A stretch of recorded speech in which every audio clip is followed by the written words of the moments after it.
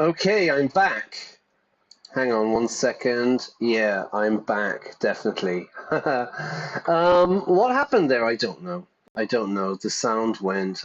Basically, I just turned the game off and rebooted it. Welcome. So today we're going to play 80 Days, which is based on the game, the novel by Jules Verne, 80 Days Around the World.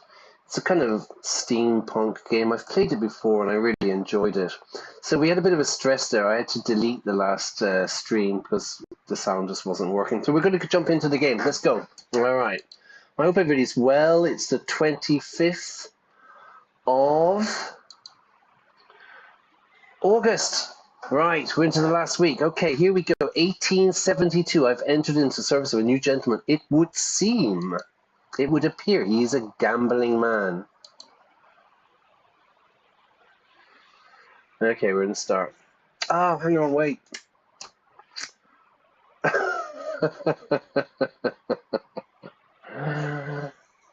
There's no sound because I turned down the volume. So let me introduce myself. My name is Brian. This is Class A plus English. I'm an English teacher living in Spain, and I play story-based games. Talk about the vocabulary, talk about the language that's used, and yeah. And sometimes I have technical issues. Can I go into this? Yes, settings. Let's turn up the volume. Hey, listen, there's music. This is what I was talking about. All right.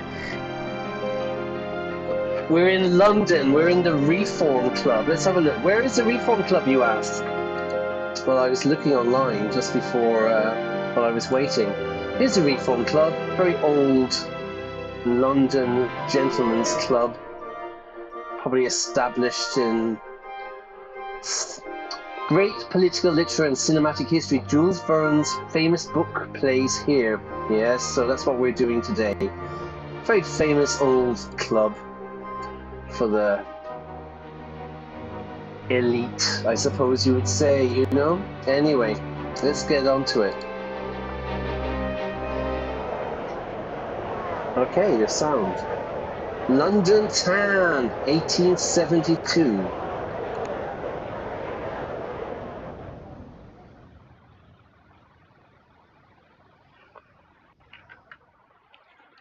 Wait. Sorry. Jesus Christ. Do you know today I had a power cut. I was teaching this morning and I had a power cut as well in the middle of the class. Everything went and I didn't realize, so I was chatting away for like 5 minutes before I realized the power had gone and the internet had gone. All right, let's get started. Deep breathing. Yeah, Class A doesn't get stressed, okay? We don't get stressed here. Monsieur Phileas Fogg returned home early from the Reform Club and in a newfangled steam carriage besides. I helped him down. Yeah, so this game is kind of steampunk as well, I helped him down and the iron-lunged, steam-driven horses clattered away. Passez partout, said he. We are going around the world. Around the world, monsieur? I asked, utterly astonished, completely amazed. We shall circumnavigate the globe within 80 days. He was quite calm as he proposed this wild scheme. We leave for Paris on the 8:25 in an hour. You are in jest, monsieur. I told him in a dignified affront. You make mock of me, monsieur. You're joking. I am quite serious. Pack an altimeter and my evening jacket. There's not a moment to waste. You passepartout, I'm going to say passport there. Now have funds. We have £4,000. Your character is now polished. Yay, music. And we're off to Paris, everybody. So what we need to do, quickly passport, collect our things and we will be off. Now he said an altimeter, so we need this. I don't know. Okay, what do we got? European shipping table. A slender volume listing all shipping routes within Europe. Routes for ships in Europe will be visible on the globe. He said he wants his evening jacket, so we better put that there. Now, playing cards of interest to humorous store official soldier types. Inscribed with marks describing a recording of a symphony, valuable in Copenhagen and Paris. Ooh. Although the shipping timetable could be quite good as well, you know. Wool trousers, wool shirts.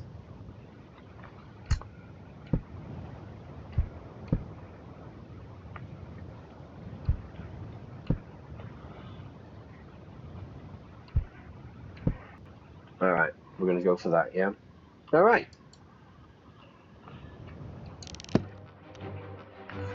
So anyway, let's go again. New routes discovered. We must discover our route as we go onwards.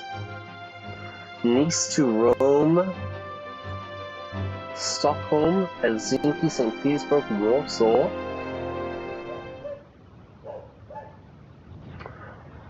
All right, let's go.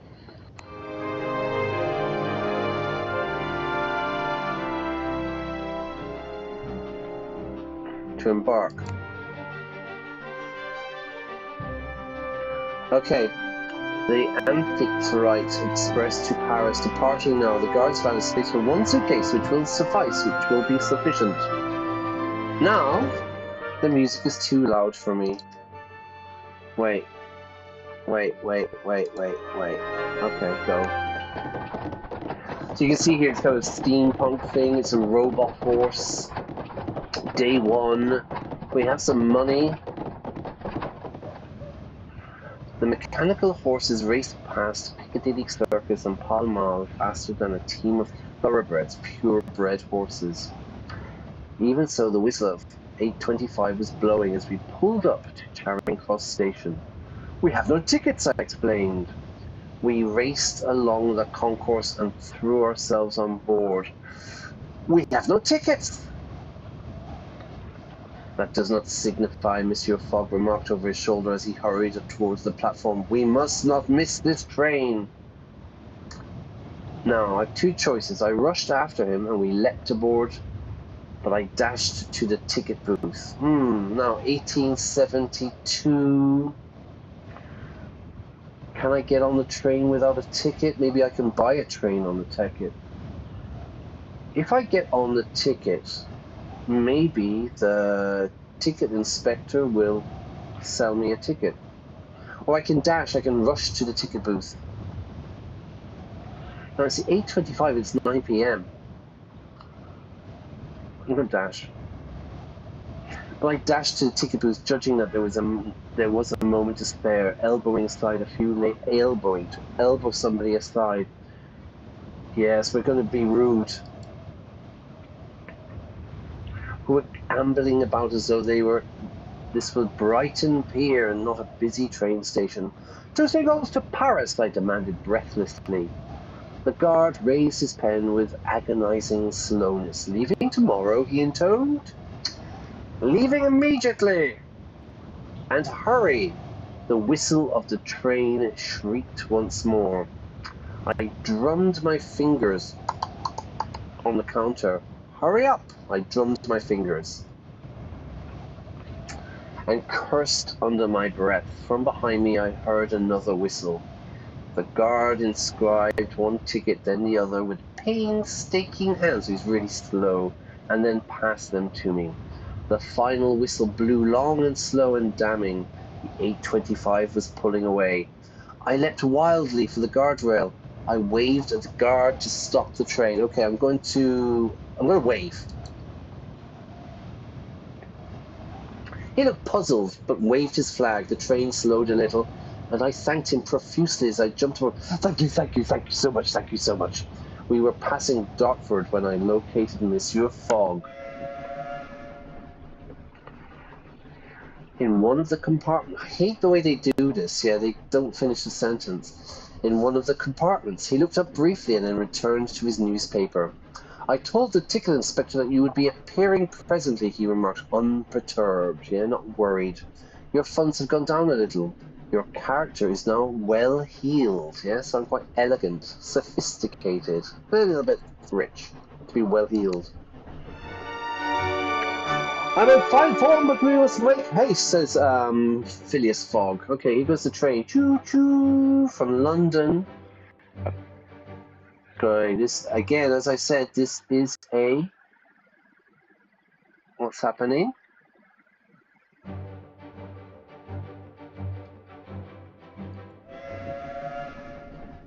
Ah, okay, sorry. So this is kind of a cyberpunk thing, yeah? London smog gave way to rolling hills and the pastures of the Kentish countryside, still untouched by the hand of technological advancement. Smog is pollution. It's a mix between smoke and fog. London was very famous for its fog, of course, yeah? Monsieur Fogg read his paper whilst we packed our bags. I demanded to know the purpose of our journey. No, we don't demand anything. We're a servant. We passed the day. No, hang on. I'm going to repack the bags. Well, I repacked our bags thrown together in haste and confusion. We were in a rush, weren't we? As afternoon turned inexorably to evening, I discovered that my master was one of those gentlemen who broke their silence rarely, hardly ever, if at all. A guard rapped on our door.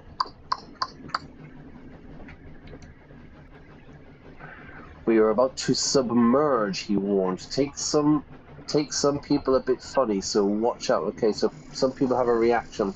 What do you mean, submerge? But it is safe, is it not? Very good. What do you mean, submerge? This is the London to Paris Amphitrite Express, he explained, as though to a particularly dim-witted child. Dim-witted, stupid. The submersible train? Talk of all the London newspapers? Then this is the Mer train, the mermaid train. He made a face. Bloody journalists and their silly names. Bloody. There's that word again. Bloody. Oh, bloody hell, I forgot to call my boss. Oh, bloody hell, it's that time already. We use it as an exclamation, but it's quite soft. Bloody journalists and their silly names, he muttered. Every inch of her has been examined and stamped with the artificer's seal. I'm reading really badly. This is the world's only bath escape locomotive. I could not help a shiver. I pressed my face to the window glass.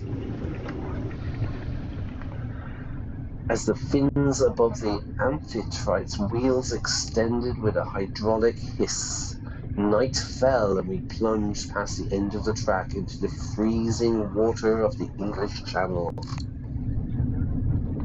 Okay, so we're swimming, everybody. Can a train swim? In this game it can.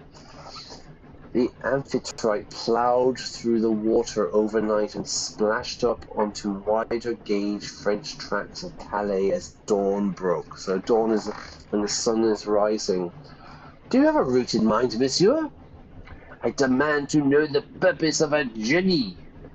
I began to consider what we might require for our journey. I'm his sidekick, I'm his right-hand man, I'm his servant, you know, so I'm going to think, how can I make Mr. Fogg happy? I began to think, I began to consider what we might require for our journey. Loose clothing for hot weather, and furs for cold, driving clothes for roads, and weatherproof gear for boats. Weatherproof, rainproof, you don't get wet. Will we venture north or south? Well, we would have to purchase the necessary items. Let's ask, north or south, sir? East, he replied with utter certainty. Even so, there are several routes to consider. But which is the fastest? But which is the safest? 80 days we've got to do it. Which is the fastest? I believe, said he, that is what we shall put to the test. Parbleu, I scarcely knew what to think. We arrived at Paris Gare du Nord just after 1 o'clock. Just after 1 o'clock. 1:05, 1:10, maybe.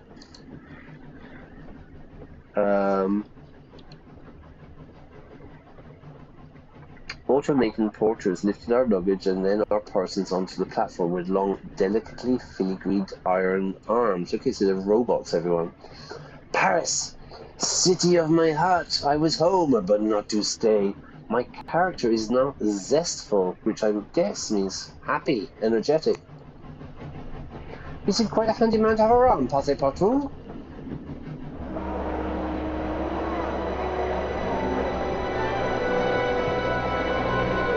Okay, so we can go to the bank and we can get more money. We can go to the market. We can explore. Let's go to the market.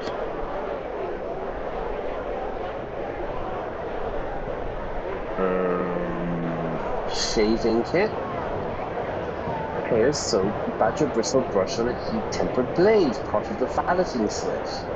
£4. A travelling cloak, good for keeping out chills and winds and heavy rain, not bad.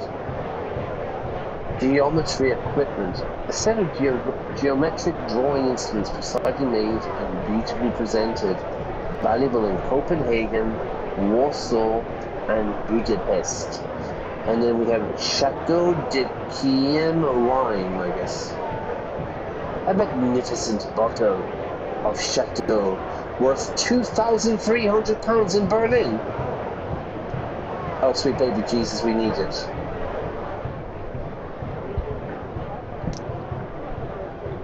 A travelling cloak.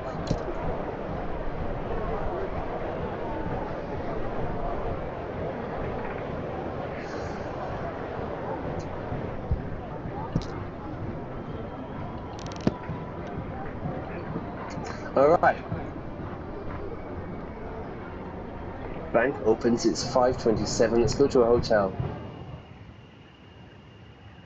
We'll pass the night here. We took a hotel for the night. We will be comfortable here, Monsieur Fogg remarked, but travelling overnight will often be more efficient, so we must board the longest journeys available, where possible. The longest journeys. Perhaps, he replied, with a short answer indicating, I think, that one-day journeys might often be more flexible in their timing and could allow for more connections. Still, the surrounds of the Ritz Hotel, the Hotel Ritz, was most enjoyable. Yeah, very nice. You're staying at the Ritz, yeah? The clock is ticking, but we must decide our next steps quickly. What time is the train at? Okay, let's explore.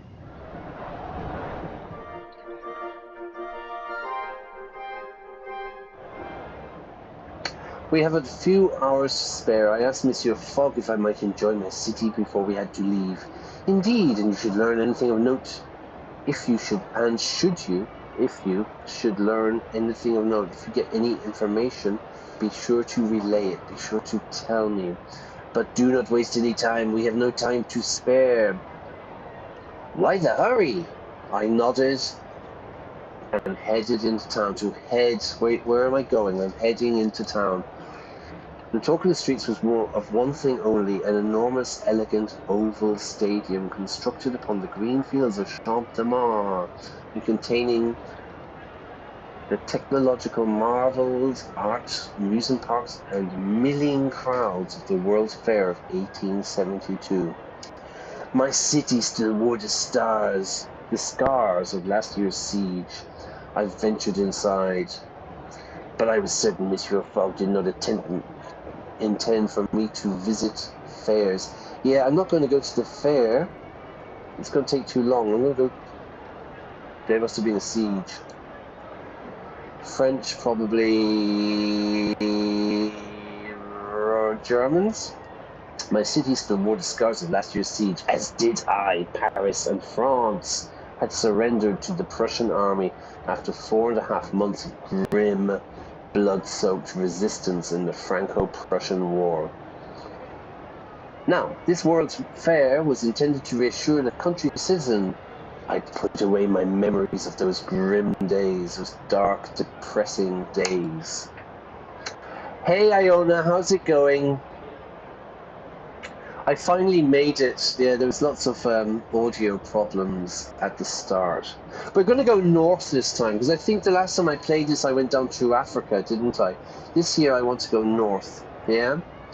Grand. Yeah, you've been cleaning the kitchen, you said earlier on. We've had a power cut here this morning, so that was a stress, because it happened in the middle of a class I was teaching, so yeah, there was a power cut. And now there's lots of audio problems, so, you know. But anyway, it's the 25th of August, so let's just grab your passport, Iona. We're going traveling. Alright, I put away my memories of those grim days of rat meat stew and artillery bombardment, and I looked instead at the grand illuminated pavilions of the exposition.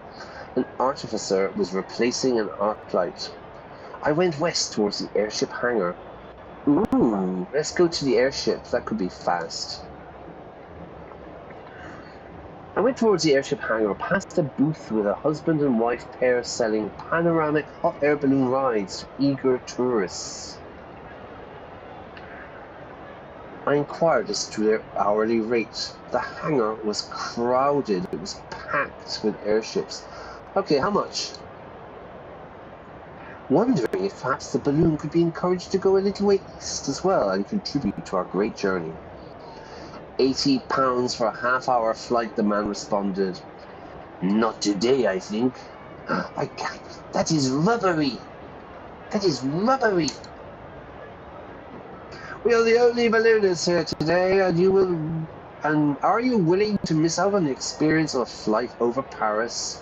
I did a hot air balloon once, yeah, and in Cappadocia in Turkey, and it was amazing. But I did it for $80. I did it for $80, and I was really lucky because it was really discounted. Because when I was living in Turkey, there was so much terrorism and bombs and stuff going on. There were no tourists, and usually it was $250 for the hot air balloon. But because there were no tourists, just kind of a semi-drunk Irishman, they gave it to me for $80, and it was amazing, and I had a great time. The man shrugged.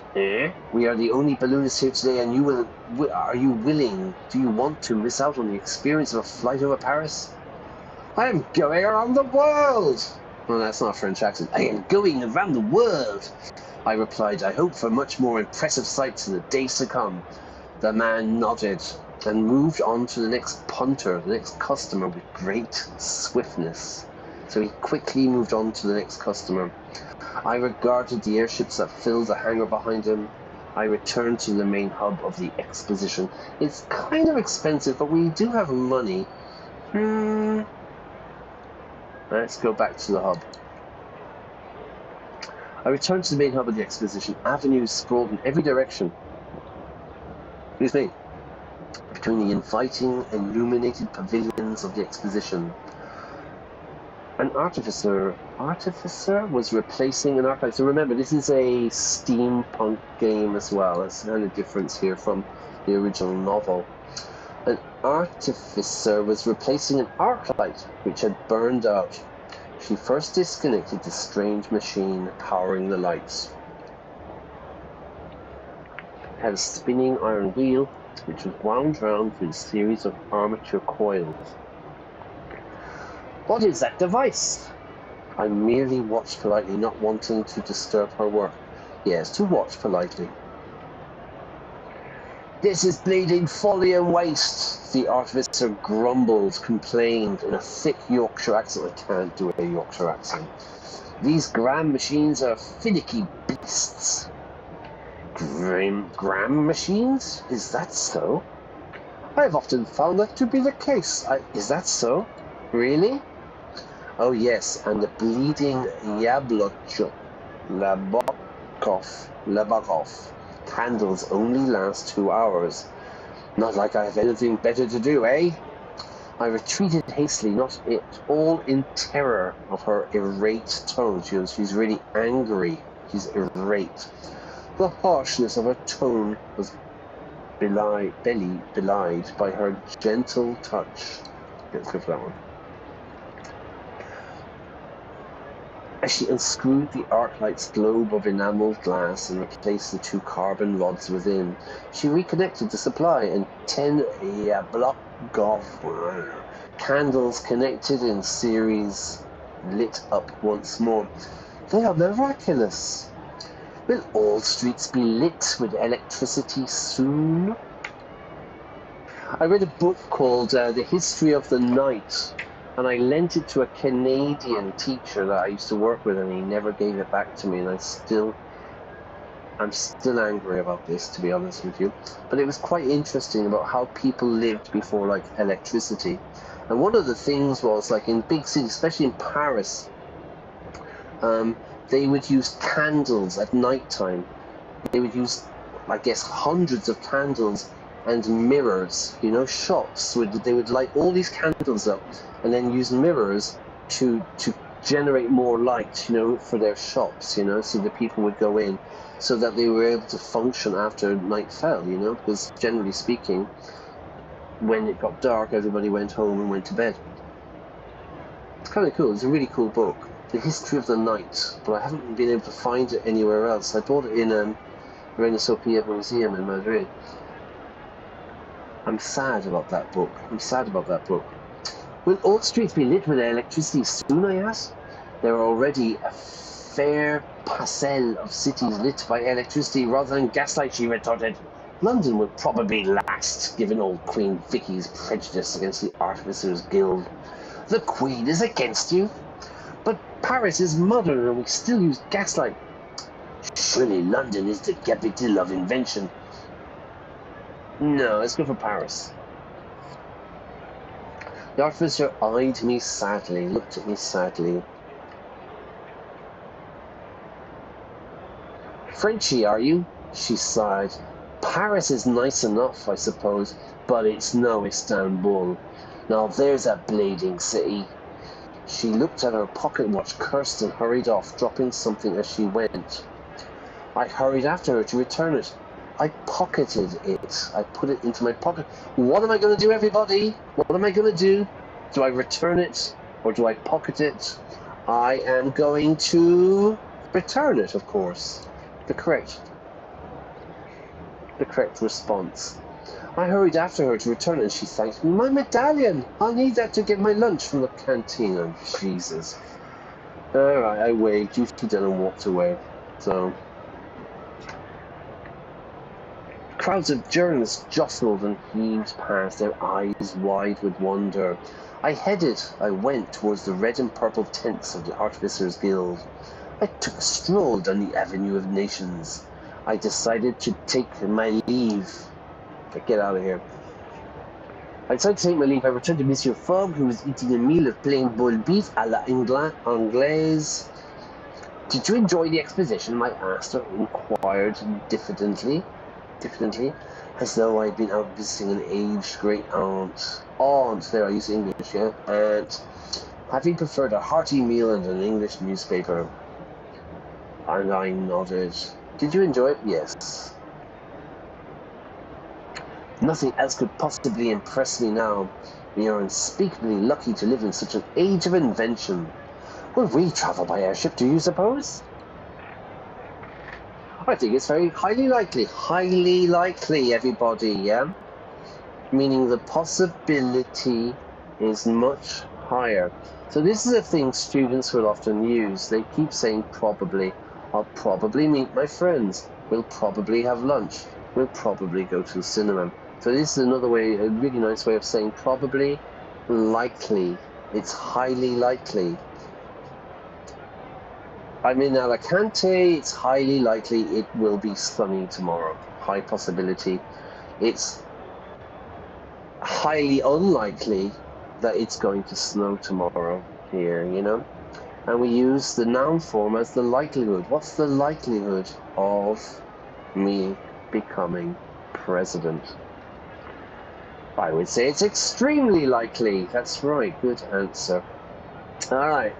I think it's highly likely, he replied. They are expensive, but extremely fast. I dreamed that night of mechanical wonders and automatons with beautifully enameled faces, knowing little of the strange inventions and stranger people I would soon encounter in my journey around the world.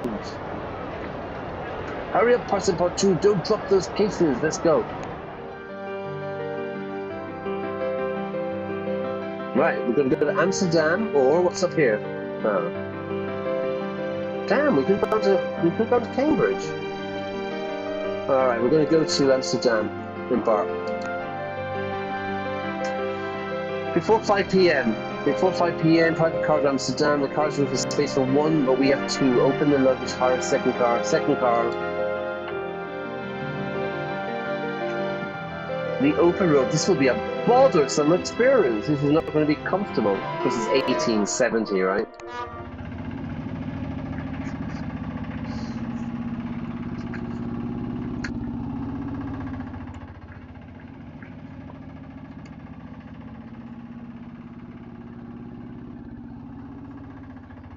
Hang on, let's try and work something out here.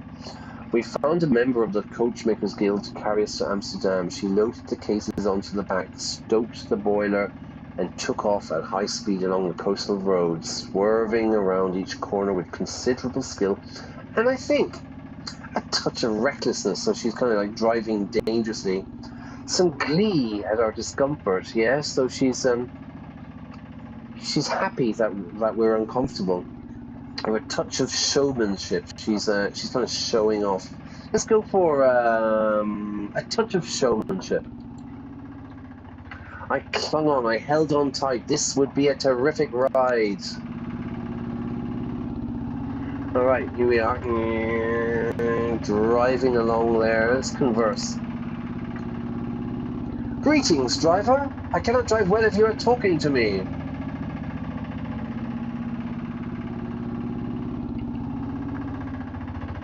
The canals of Amsterdam are no longer lined with gold. Where was that wine? Berlin? Yes, Berlin can be reached from Amsterdam by private car, but the journey is a tiring one. Where was the wine really expensive? Munich? I believe so. You can drive by public carriage from Berlin to Munich, but the journey is a tiring one. Munich. Alright. We're going to turn up in Amsterdamage, everyone. Once or twice, the metal-rimmed wheels lifted the chassis clear from the road on one side, only to bump down after a chuff and puff more of the engine. We were jolted around like so much poultry. We must have topped 40. We must have hit 40 miles an hour, everybody, or 40 kilometers an hour. High-speed racing. We must have topped 40, perhaps even 50 miles an hour. A fabulous way to travel, an amazing way, yeah? A ghastly state of affairs. A ghastly meaning horrible. So, yeah, I like it. It's the first day, I'm still feeling full of energy. It's a fabulous way to travel. The Polish inventor Bozek, who had first attached a perfectly decent locomotive engine underneath a flimsy wooden crate, was clearly a genius. Such cars were growing in popularity. My good friends, if I were not destined to be a valet until the day I have grey hairs in my ears, such cars were growing in popularity. It's all about technology here, isn't it, you know? Starting from their use in farmsteads and extending up through the classes. It was said the King of Sweden now drove one. There were those who said such contraptions would soon be privately owned. I would go for privately owned, yeah? It was said that the King of Sweden drove a car. Though presumably only to show solidarity with the beleaguered potato farmers. Yes, the king is down with the potato farmers. As we rattled along, so imagine it's going to be very bumpy, you know, you're bumping up and down, it's going to be very uncomfortable. I spoke to our driver about what lay ahead and learned that you could obtain zoetropes in Prague, extremely valuable in Izmir in Turkey. Zoetropes.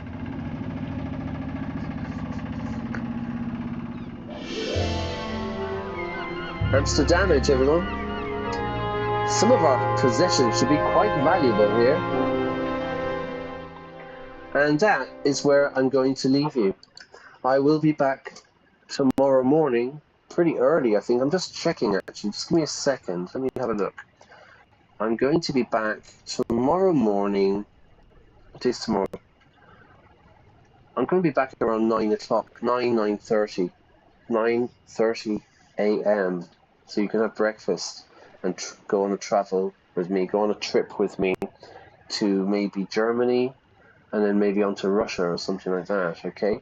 I'm going to keep these streams short, but I'm going to do lots of them pretty much every day, okay? So I'm a bit stressed out about the audio and the power cut today, so we're going to leave it there, and I'll see you tomorrow. And we will start our journey with Mr. Fogg and his erstwhile sidekick, Passepartout. So I'm going to leave you there. If you haven't, like and subscribe, yeah? Like and subscribe. It's really good for my tiny little channel, seemingly, and I'd really appreciate that. See you tomorrow, and we will continue our journey. Take care. Bye-bye.